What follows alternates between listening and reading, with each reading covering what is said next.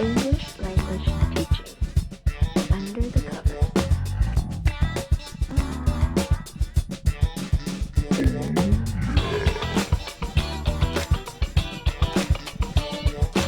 Hello and welcome back to ELT Under the Covers, ELT React, where we as English language teaching professionals, we look at the good and the bad of the teaching on the internet and we give our reactions, our thoughts, our opinions on what we see.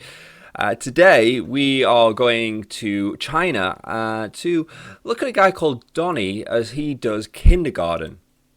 But first, introductions. I'm Neil of Team Teacher. Hello everybody, it's Professor Rich. Okay, so we're going to talk about ELT. We're going to give you our informed, experienced opinion. Both of us have been teaching for about 20 million years, so we know everything there is to know about teaching, and we're also very humble and modest. Very humble, very modest. And we're going to see how Donnie does it. So speaking of humble, speaking of honest, Donnie is kind of got a bit of a reputation in China.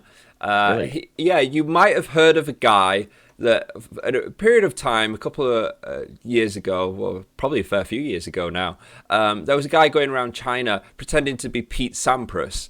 Do you remember? Does that jog your memory at all? Yeah, vaguely. Yeah, and he's going around China pretending to be Pete Sampras, and he's being invited to all these things and stuff like that. Well, it's actually this guy called Donnie, and he does Pete Sampras, but also he does like little comedy skits and stuff like that. And he's Wait, he does it as a joke, or he like does it to try and get free stuff? I think maybe a bit of both. That's brilliant. Okay. Well, not only has he done Pete Sampras, he's done kindergarten. So, you know, I think we're kind of basically going to see a dancing monkey in their element.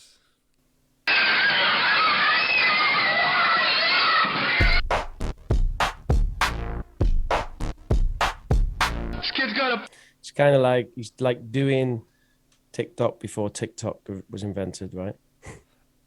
Yeah, that's what it seems so times. Very much hit me in the face with this. Pooh baby pencil sharpener case. Draw a dog. Wow. That's not too good, honey. Dude, the dog's tail is about the size of both its legs put together. Is this a dog? Oh, it is. All right. You need a little practice, but I'm giving you an A for effort, D- for artistic ability. All right. Who else wants to try a dog? Who actually knows how to use chalk? Yeah, he's kind of like Logan Paul before Logan Paul, really. Draw a He just needs like a stupid anime hat with flappy ears, and he'd be there. Oh, okay. Volkswagen Beetle style once again. Okay. Oh, you know, if you draw two eyes, it looks like a guy wearing glasses and a swimming cap. Happy face? Sad face? Drunk face. Everybody, hop on the blackout train. Next stop, blackout train. Oh my God, my migraine headache just went through the roof. It's not your fault I was out drinking till 4 o'clock, right? The driver on the bus goes, shut your mouth, shut your mouth. Shut your mouth. Under my umbrella, Ella, A. I love that part. A. Good, wicked, good. Now we're gonna do the Dougie. Teach me how to Dougie. Teach me how to Dougie. Teach me how to Dougie. You don't mess with my Dougie. How to fix Dougie. How to fix Dougie. Hey, I'm trying to teach you guys how to Dougie. Hey, lay off the nuts, okay? Let's go to teach you how to Dougie. Lay off the nuts. That was a bit on the nose. Teach me how to Dougie. Teach me how to Dougie. You ain't messing with my Dougie. That's not a bad Dougie. Well, okay. So, you know, I mean, the kids had a smile, didn't they? They were laughing. They were having fun. High energy. Obviously, I assume this is just... Hey, we always talk about engagement. They were engaged. I mean, I assume that this thing was supposed to be a joke. Nonetheless... I mean, was it? I don't know. It is. It's a parody. It is. It's obviously a parody. Or it's a parody. Or a joke. Sometimes it's not that far off, A. though. Yeah, but they were all into it. Yeah. Yeah. I mean, yeah, it's not that far off. Apart from the kind of slightly inappropriate comments, maybe telling a little girl that slightly. maybe telling a little girl that she has no artistic ability, and maybe talking about his nuts with kindergarten might not be appropriate. Although at the end of the day, you know, how else are you supposed to tell them to stop touching your nuts? I don't know. I've never been in that situation, luckily. I guess I think kids just instinctively know that they shouldn't be near that area, right? I don't know. You know, I don't have a great deal of experience with kindergarten. The youngest age group I really taught was sort of 7 and above. Yeah. I have taught 5 to 6, but I've never taught younger. It's from my experience, my limited experience. I've taught lots of younger kids, but kindergarten's a bit of a different ball game. It's just kind of getting them to engage and move around. I mean, literally, you know, one of the best lessons that I've seen was getting the kids. It was doing the Lexi focus was using a ball, and it was getting them to kick the ball, getting them to throw the ball, to push the ball, to roll the ball, and basically the teacher would just have them, you know, like they would kick the ball and they would say, kick the ball. And they were like, push the ball, you know, bounce the ball, and doing all these different things with the ball. And they had some songs and stuff like that. And it was just super simple. They were super into it. They were moving around. They read a story about a ball, and that was it. So I mean, it's not that far off then. It's not that far. It's not that far off. Essentially, like all that stuff he was doing with the dancing. I mean, you could basically be doing that. Yeah, umbrella, a. I mean, that's the kind of thing is, you know, I've seen kindergarten classes where they don't have a song, and I'm like, they're trying to get them to sit down and do the course book that they have. I'm like, what are you doing? Right.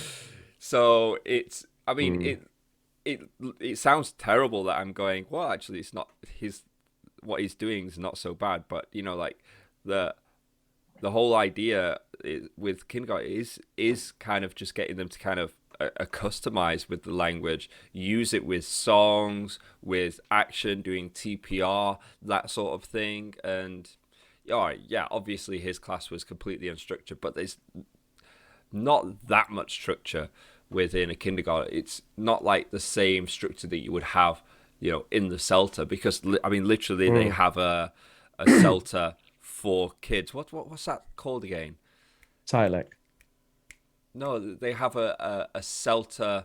Oh, the one I did is Tilek, which is the Trinity Young Learner Extension Certificate. Oh yes, I think that's. But it. I think there used to be a Cambridge one, yeah, like a CELTA one, but I think it was called CELTA YL. Yes, that's it. Something like that. But that's gone now. You can't get that anymore. Oh, yeah, really? I believe so. I think the only one going, or the only big one going at the moment is the Tilek, because there was also an International House one. I'm not sure that that's still going. Ironic. And it's ironic because all of the growth is happening in the young learner industry. That was what I was about to say. I'm like, why would you stop? I'm not sure. To be honest, I haven't been following it. I don't know if maybe it's to do with the fact that maybe the CELTA itself, they're kind of going to make that more of a, you know, take the A off the end of it and call it Cert YL, Cert, just Cert. I don't know, but it is. I mean, I got quite a bit out of the Tilek, but I have to say that some of the tutors on that course weren't as. The problem was that because I was doing it at the British Council, then it was sort of integrated into the. It wasn't supposed to be, but it kind of had this idea of there was an evaluative element of like, this is the standard we expect at the British Council kind of thing, or some of the tutors had that attitude, and that was very unfortunate because it really meant that early on when I started experimenting, I kind of got kicked in the teeth on some on like an assessment. And I was like, hang on a minute, I've been teaching for like 10 years. I did the diploma like last year and, you know, got very, very, very good feedback. And then suddenly someone's kicking me in the teeth and telling me that, oh, don't do that. That's way off, blah, blah, blah, you know, just because I tried something. So suddenly I was playing it safe for the rest of the course. And really, I think that's the opposite of what it should be about. Yeah. It should be about experimenting with sort of new things. So especially doing it with kids as well, you know, with, you know, young learners. Yeah. It can be very different. It can be a very different classroom. And, well, I think approach. the other thing is I kind of got the impression from a few people that's like this is the right way and this is the wrong way of doing things. Whereas with the diploma, I didn't get that at all. I was like, oh, you can do it any way you want as long as, you know, you can justify it, you know. Whereas, you know, there was a particular tutor who was actually arguing with me saying, no, but that doesn't work though, because blah, blah, blah. You know, it's like, okay, that's not really helpful feedback. Like that doesn't work because blah, blah, blah. I mean, what I want to hear, if anything, is, well, that could work. Just maybe the way that you did it just didn't quite, you know, kind of coach me how to do it, not just say, oh, just don't do that, do this instead. Yeah. You know what I mean? I'd love like, to kind of get a rundown of the Tyler, because it kind of sounds like they're trying to do you know, like TEFL accreditation but for kids. And my general feeling, you know, I don't have, you know, much any qualification to really say this, but just from my experience is that the younger you get, the more native your approach can be with pedagogy. So, but when you get down to kindergarten, I think someone that's actually done, you know, like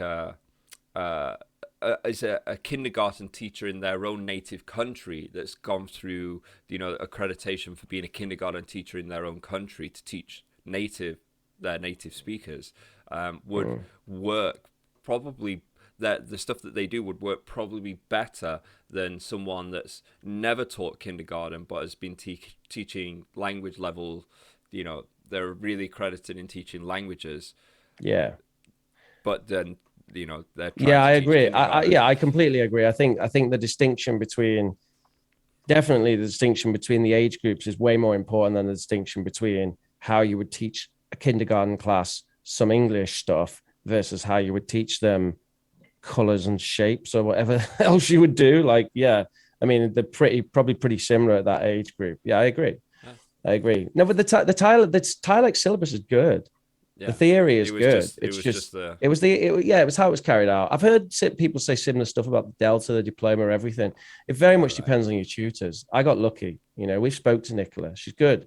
She was very good at tutoring, and she was the boss. So she was directing the other tutors how to be. You know, and Emma as well. We spoke to her. We spoke to Emma Mead, and Emma Mead Flynn, and she was a very good tutor. And you know, I got kind of lucky with that because she was my personal tutor when it came to doing the projects as well. So that actually guided my projects. Then my projects were quite experimental, rather than playing it safe and trying to just get graded well, which would be a shame. So yeah, and those two people are both gone now from that particular institute where I did that because they're doing their own thing. So. Is that course the same course now? I don't know. Yeah, so I can't speak for it. So I think a lot of it depends. There is a lot of interpretation, isn't there? And there's a lot of it depends on the tutor that you get. Mm-hmm. Definitely. And you know, if you're watching this, if you're interested, you should leave a comment below. You know, we'd be happy to kind of look into doing a video where we look at how to choose courses to take. And you know, how to assess them so you get that good experience, because we both have a lot of experience with taking these accreditation courses, and there are some tips and hints on what to look for and what to do when you're trying to get a good course. But anyway, do you have any like final comments on that particular video apart from just engagement, make it fun? Actually not so bad.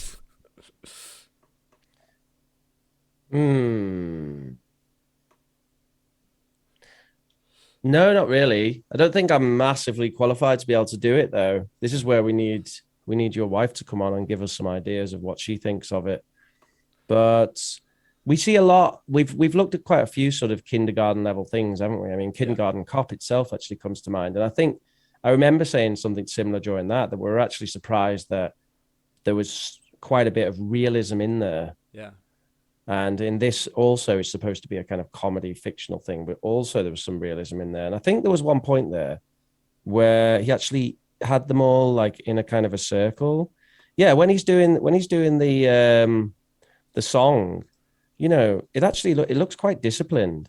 I think the only thing that I would say about it is if someone really tried to copy that and do that as a lesson, I would worry that they'd have to maintain quite high energy as a teacher all the way through, and it could be quite draining.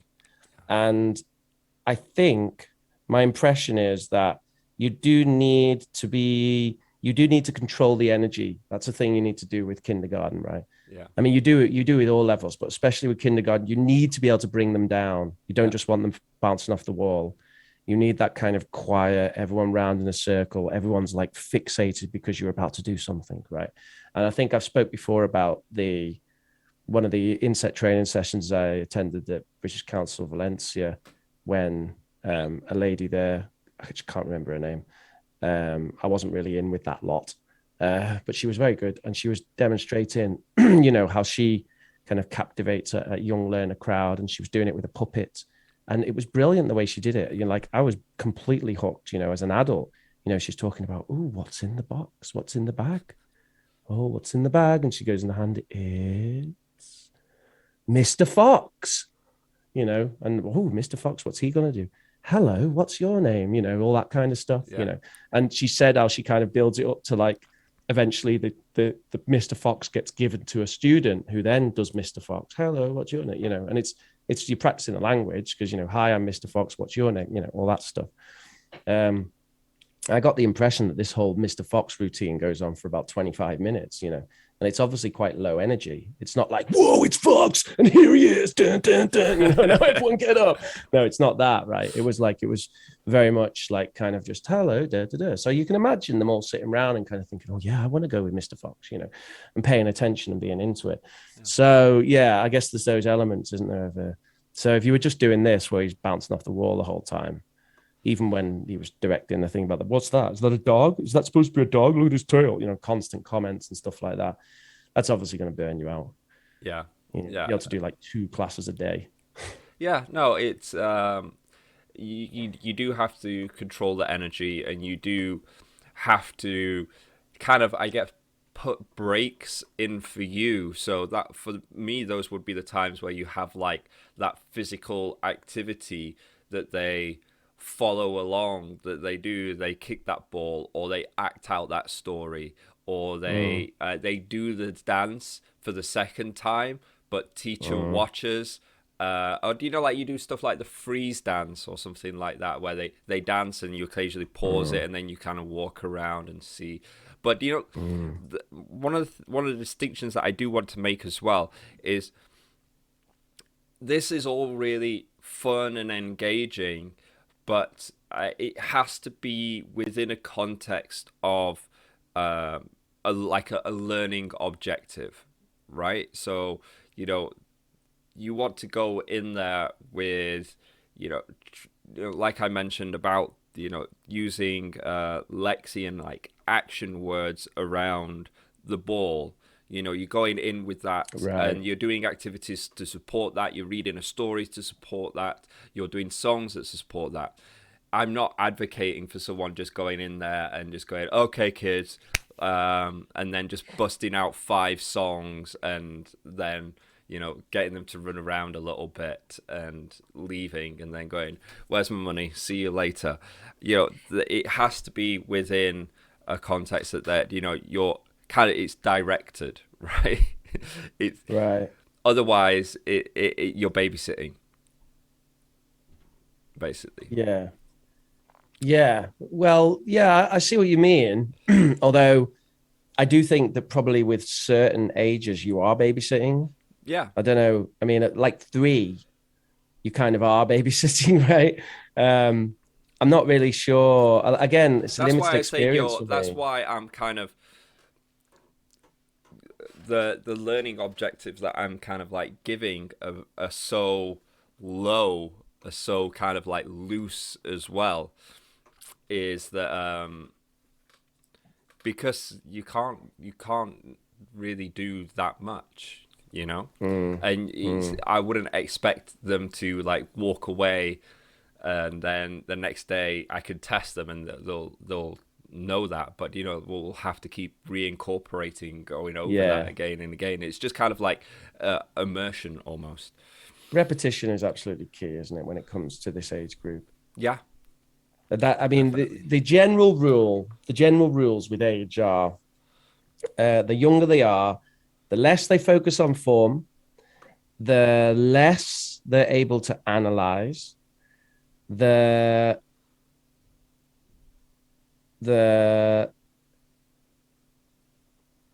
completely forgot my initial point, actually. What the hell was I talking about?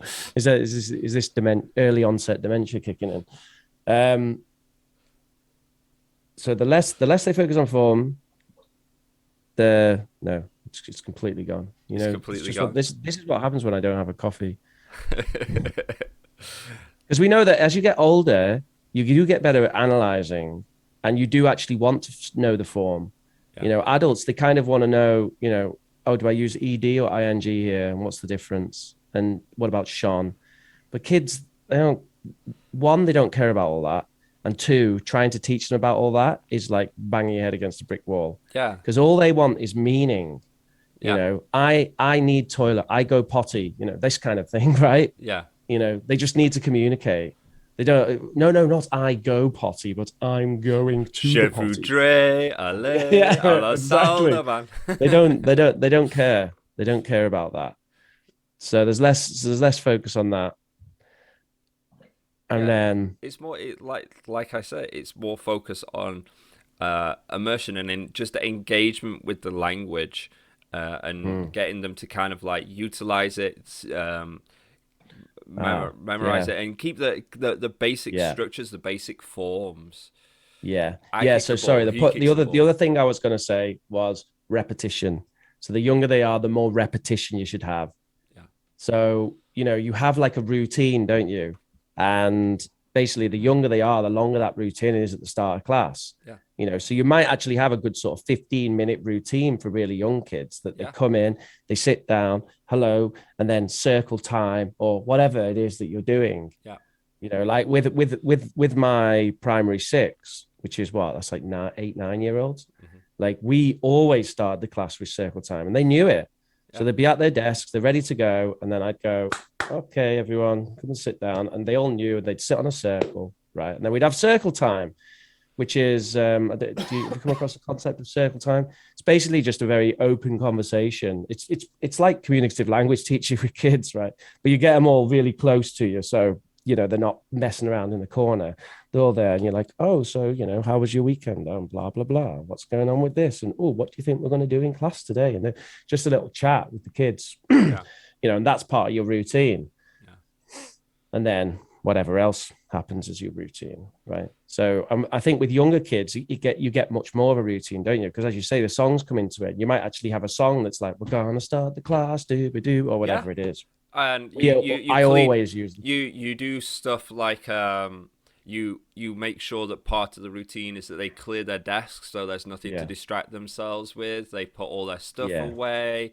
They you know, you have that, and then you have the routine at the end for packing up, for lining up. It's all super duper important, and then you'll have the kind of like the thrust, the objective of the lesson, the kind of lexi that you're trying to learn, and that lexi is going to be built on previous lexi. So, you know, like last class we talked about kicking the ball or throwing the ball. This class it's we've got we're kicking the ball and we're throwing the ball again, but look, I've got a blue ball, a red ball, and a green ball. And then, you know, you kick the green ball, kick the blue ball, and then the next class it's you've got a big ball and a small ball, and a spiky ball and a hard ball and a soft ball, and then it's I'm kicking the green hard ball and blah blah blah. You know, it's all kind of building on it, and you're repeating, you're expanding, and you know that's what a good curriculum should be. And and although it looks like you're not really doing much, there's thought and direction behind it. Yeah. Yeah. Yeah, totally. And totally. It's And repeated those cleanup songs are brilliant. Oh, I love them. Just the fact it actually works is so good. You know, I actually used to use. I used to use. Yeah. That's the one. Yeah, or whatever. They're all the same, aren't they? You just go on YouTube and you'll find one. I used to use it for the teens as well. And they were like, no, turn it off. And I'm like, only when the classroom is clean. Yeah. Okay. And we actually found one day that was like what was it?